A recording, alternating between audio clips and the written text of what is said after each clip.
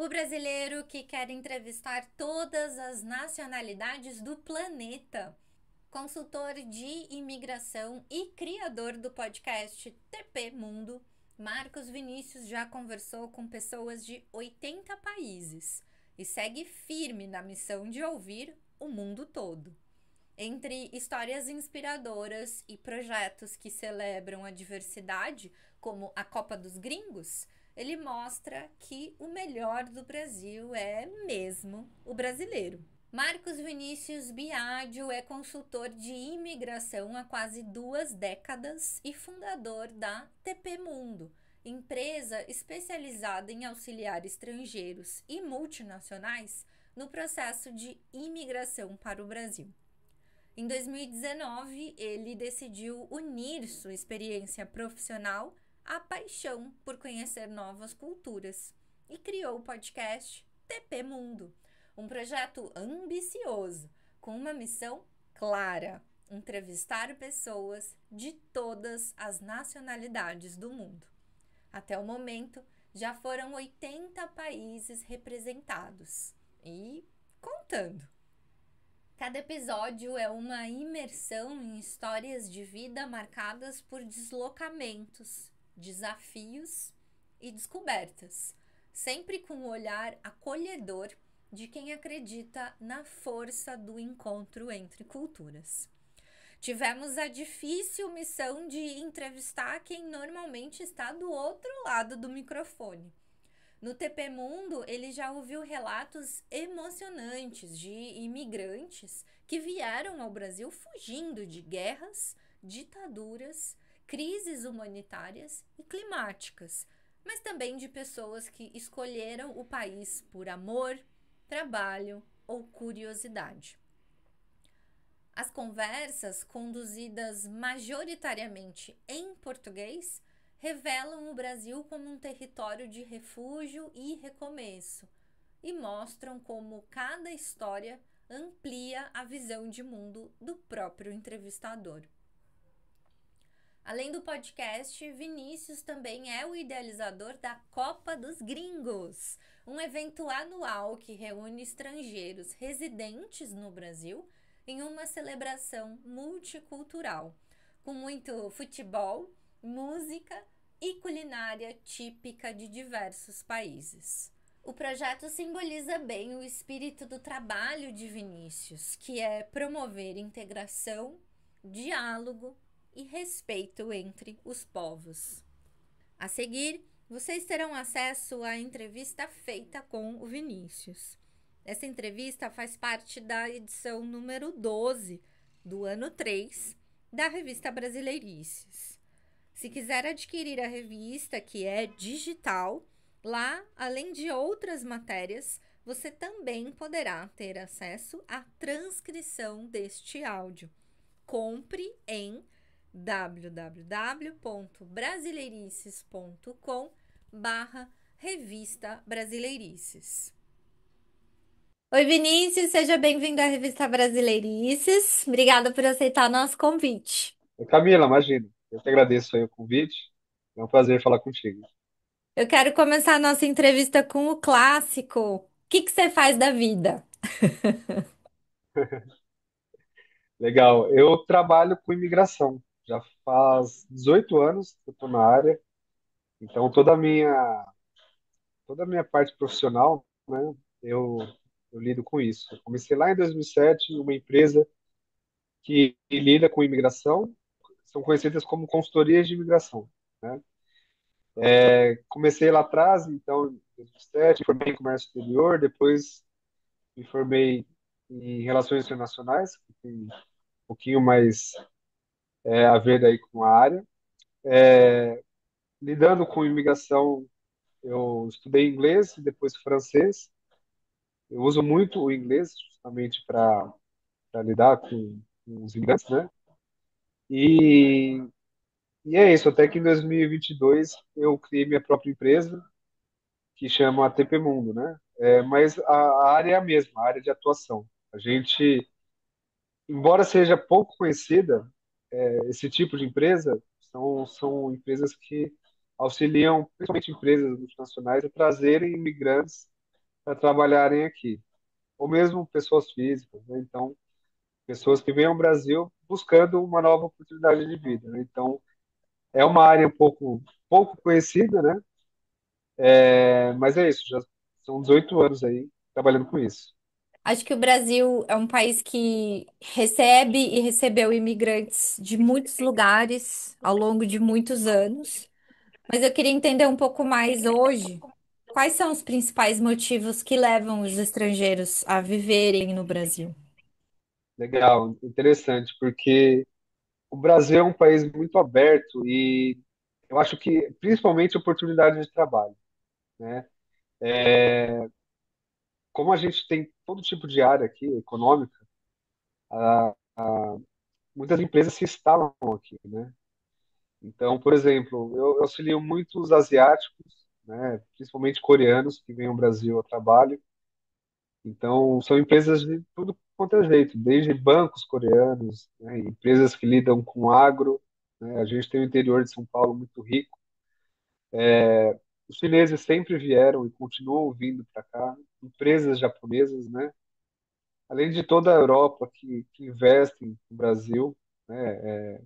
Desde pessoa física até empresas que se instalam aqui e fazem investimento, né?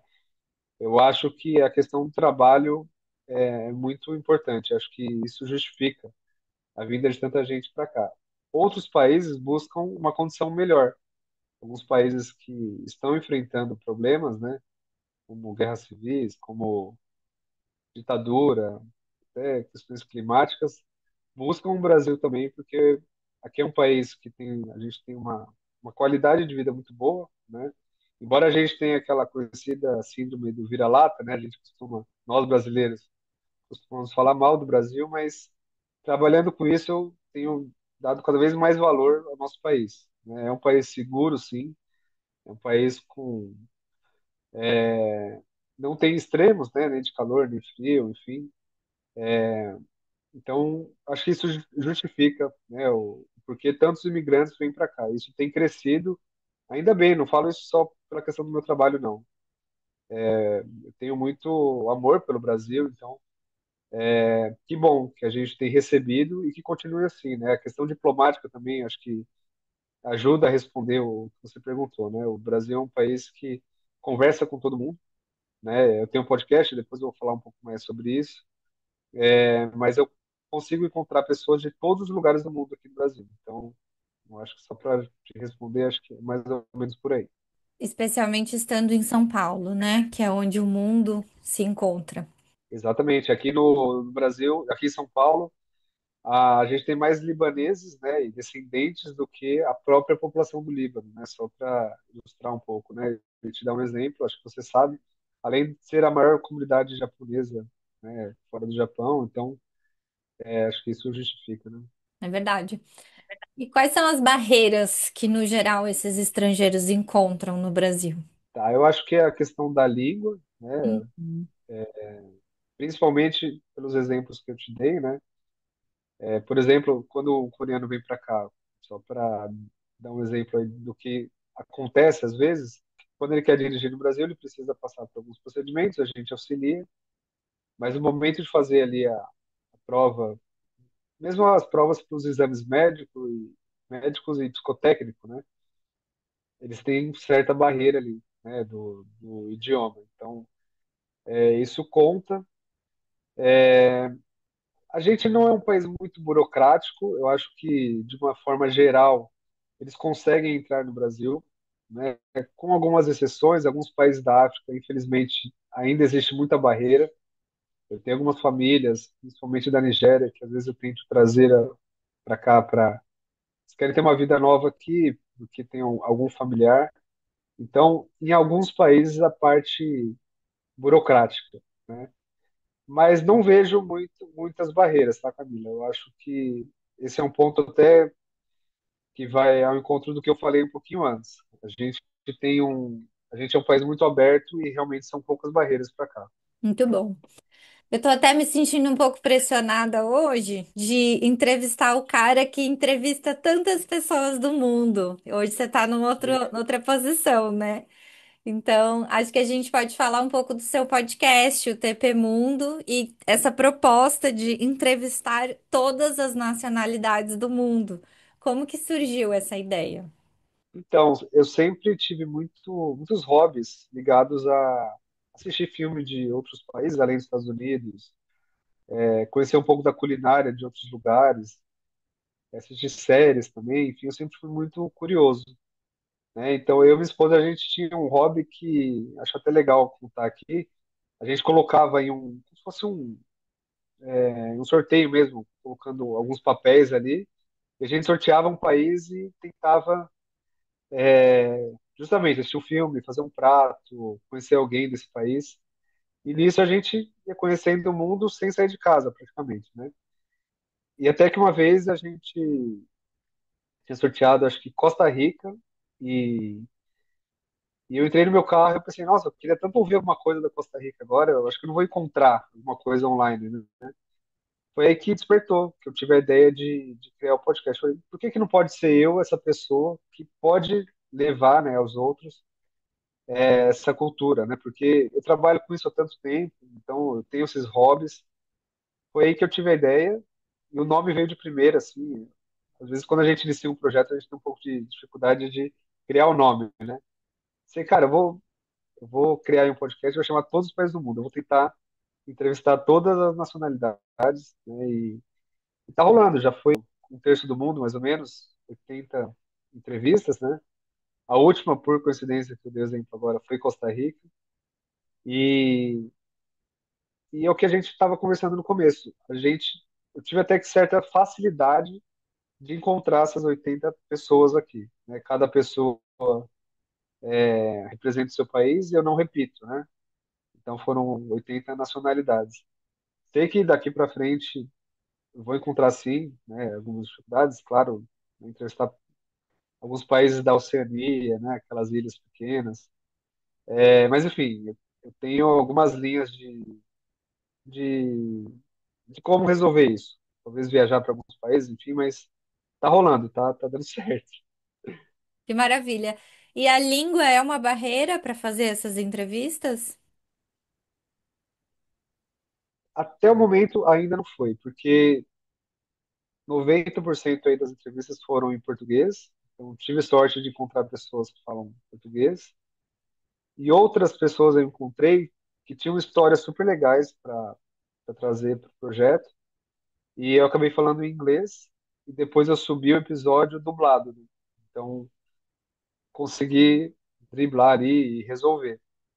Uma dessas histórias foi de um afegão, por exemplo, que ele, quando os Estados Unidos deixou o Afeganistão, ele queria sair do país por uma questão de medo mesmo, de insegurança, e ele trouxe uma história bem interessante do projeto e eu entrevistei ele em inglês. Hoje eu vou ter uma entrevista também com uma pessoa da Lituânia, veio por causa do meu trabalho e ele é músico, ele é um cara extremamente interessante, assim, com ótimas histórias. Ele morou em Israel e veio para cá justamente também pela questão da insegurança. E eu vou falar com ele em inglês. Então, existe certa barreira. Eu acho que no futuro vai ter mais ainda. Mas eu consigo me comunicar em inglês, em francês, mas eu coloco todos os episódios em português. Tá? Tecnologia ajuda bastante nessas horas, né? O recurso da legenda, da dublagem. Que ótimo. Exatamente, exatamente. E depois de entrevistar e conhecer um pouco mais a fundo tantas culturas, pessoas de realidades diferentes, pessoas que estão no Brasil por motivos felizes, tristes ou tantas outras razões, você acha que você, Vinícius, é uma pessoa diferente hoje? Muito, muito. Eu sempre falo que cada episódio eu tenho um choque cultural. Eu não falo isso da boca para fora. Eu realmente me surpreendo a cada episódio. Desde o primeiro, quando eu entrevistei uma angolana, foi o episódio um, que a gente falou sobre questões políticas, a gente estava tendo muita discussão, ainda estamos, né, enfrentando isso. Mas tudo bem, a gente aqui pode se expressar, a gente pode fazer uma postagem falando mal, falando bem de tal político. Nós temos essa liberdade, né? E ela falou que na Angola não, na Angola você não pode falar mal do seu governante. Isso para mim foi um choque, né? como assim, né? Você não consegue protestar, né? E isso, infelizmente, é comum em alguns países. Desde o primeiro episódio, a cada história que eu ouço, eu tenho sim um choque. Mesmo entrevistando alguém aqui da América do Sul, da Bolívia, da Argentina, eu sinto, né? Eu vou me transformando. Então, sim, sim, eu. E quando eu acabar, eu acho que seria uma pessoa extremamente satisfeita nesse sentido, né? De ter conseguido. E quem sabe eu entre pro livro dos recordes, né? Não sei se alguém já fez isso anteriormente. Acho que não. É uma pergunta bem difícil. Teve algum episódio, alguma entrevista que mais te marcou até agora? Tem algumas, Uhum. algumas. Eu entrevistei uma pessoa da Síria. Na Síria ainda está passando por alguns processos, né? Está tentando voltar ao normal, né? Entre aspas. É, eu conversei com ele estava no Egito na ocasião e, e ele falou que ele teve que fugir da Síria porque se ele continuasse por lá, ele teria que entrar para o exército, né? Teria que se alistar, tal, é uma coisa obrigatória por lá. E ele não tinha essa vontade, porque se ele entrasse no exército, ele teria que fazer tudo que faz parte, né? Ali da vida de um soldado, enfim. Ele teria que pegar em armas, teria que atirar em pessoas. Ele falou, imagina você matar uma pessoa só porque ela está do outro lado, né? Então, isso foi extremamente marcante para mim, né? A gente vive, mais uma vez, um país muito bom, com uma liberdade, não temos problema de segurança, temos um ótimo relacionamento com os nossos vizinhos, né? Então isso me marcou muito. E até em complemento, outra coisa que me marcou foi quando eu entrevistei uma pessoa do Paraguai, que a gente teve a Guerra do Paraguai, inclusive a gente chama Guerra do Paraguai. Lá eles têm outro nome e a gente dizimou a população paraguaia, principalmente a população masculina, e foi um genocídio. Só que a gente não recebe esse tipo de informação. Então, a gente aprende na escola sobre a guerra, tal, mas eu acho que isso, com o tempo, a gente tem recebido. Acho que talvez historiadores estão contando isso de uma forma mais clara. E ele falou, então foi um choque para mim. Eu, como na posição de um brasileiro, estar entrevistando um paraguaio e ele falar isso. Ele foi uma pessoa extremamente educada, a gente não teve nenhum tipo de problema ali na. Inclusive, a gente marcou um churrasco no final, um churrasco paraguaio, no final da conversa. Bem brasileiro, né? A gente sempre resolvendo ali na Muito. diplomacia, mas foi um choque, né? Também falar com um afegão, né? Como eu tinha dito anteriormente, que ele simplesmente queria sair de lá porque senão o Talibã ele teria problemas ali, até risco de morte, né? Então, eu acho que esses são bons exemplos aí de. Ah, e mais um, acho que vale a pena contar também. Eu entrevistei uma pessoa da Uganda, uma querida, e eu não sabia da história dela, eu tinha encontrado ela em um evento. E ela contou que veio ao Brasil porque estava sofrendo abuso, né? E o marido dela batia nela, enfim, uma coisa muito triste. E ela teve que deixar a Uganda, foi até a Tanzânia, depois veio ao Brasil como refugiada. Já é extremamente chocante, né? Mas ela falou que deixou duas filhas lá. Então, a mãe abandonar as filhas, né? E teve que vir ao Brasil, tentou trazê-las, mas não conseguiu.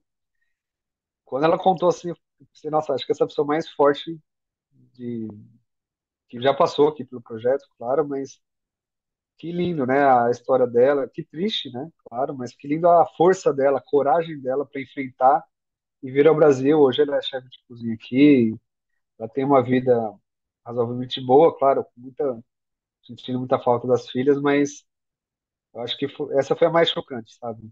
Mas é isso, o projeto tem trazido muitas histórias, né?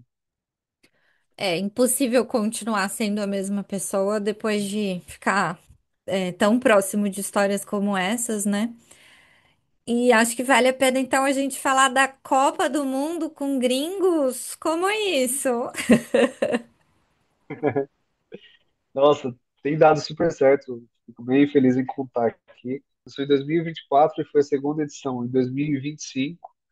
Trabalhando com isso, o podcast, enfim, conhecendo muita gente, eu tive essa ideia de juntar estrangeiros aqui para eles se reunirem com seus nacionais, colocarem a camisa dos seus times, né, das suas seleções e jogarem, né, como se fosse uma Copa do Mundo, mas claro, Copa do Mundo amadora. Então, consegui organizar aí com a ajuda da minha esposa, toda, porque além do futebol rola também pratos culinários, música ao vivo, é realmente um evento, né? Então, rolou duas vezes, as duas foram na Playboy Pompeia e deu super certo, foi realmente muito legal. Seleções como a Palestina, né, que está passando por um momento muito pesado, eles conseguiram se reunir para praticar um esporte, né, que é o futebol, que é o esporte mais popular do mundo.